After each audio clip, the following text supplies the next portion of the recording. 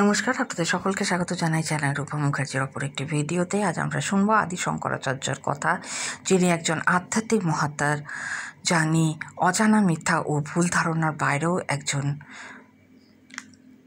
কঠিন সাধক হিসাবে রয়ে গেছেন। আদি শঙ্করাচার্য একজন আধ্যাত্মিক মহাপুরুষের মিথ্যা ও ভ্রান্ত ধারণার বাইরে যার অবস্থান। অধিকাংশ ভারতীয় আদি শঙ্করাচার্যের বিষয়ে শুনেছেন, কিন্তু খুব কমই তার প্রকৃত পরিচয় সম্পর্কে জানেন। কিছু মানুষ, বিশেষ করে কিছু আধ্যাত্মিক শিক্ষক, তাকে ভুলভাবে মিশনারি বলে ডাকেন। মিশনারি ছিলেন না শঙ্করাচার্য।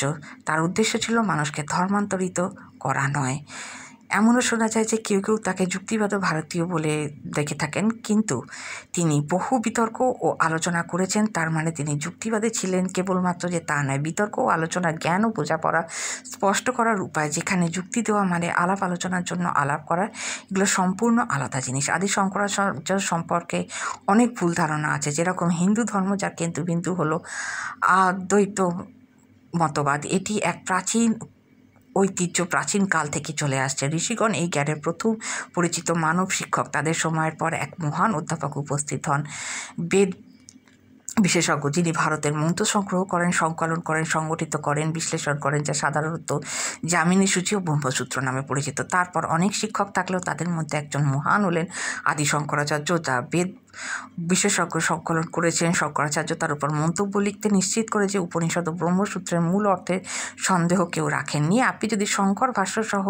ব্রহ্মসূত্রের পুরো পাঠ করেন, তবে তার অর্থের সন্দেহ করাও সম্ভব নয়, যদিও অবশ্যই এগুলি ঐতিহ্যগত শিক্ষক দ্বারা পড়া নেওয়া উচিত। এই ছিল তার সবচেয়ে বড় অবদান হিন্দু ধর্মের প্রতি। এর পাশাপাশি তিনি অমানিসা অর্থাৎ সন্ন্যাস প্রথাটিও সংগঠিত করেন। এটি একটি কাঠামো প্রদান করেন। অমানিসা প্রথা বৈদিক যুগ থেকে এসেছে, কিন্তু শঙ্করাচার্য এটিকে দশনামী প্রথায় রূপান্তরিত করেন, যেখানে কাচি, দ্বারকা, যোশীমঠপুরী 4টি ক্ষেত্রে শিক্ষা কেন্দ্রে হিসাবে রয়েছে। সব সন্ন্যাসীরা এই মঠের একজন সদস্য ছিলেন, কোথাও কোথাও বা থেকে আসা তারা নির্বিশেষ রূপেও ছিলেন। এছাড়া তিনি নাগ ও আকর্ষ প্রথা সংগঠিত করেন। আদি শঙ্করাচার্য শৈব ও বৈষ্ণবের মধ্যে সমন্বয় স্থাপন করেছিলেন। তার কাজ ও অবদান একজন মহান সনাতন ধর্মের শিক্ষক হিসাবে তার ভাবমূর্তি আজও সমানভাবে উজ্জ্বল আমাদের মনে।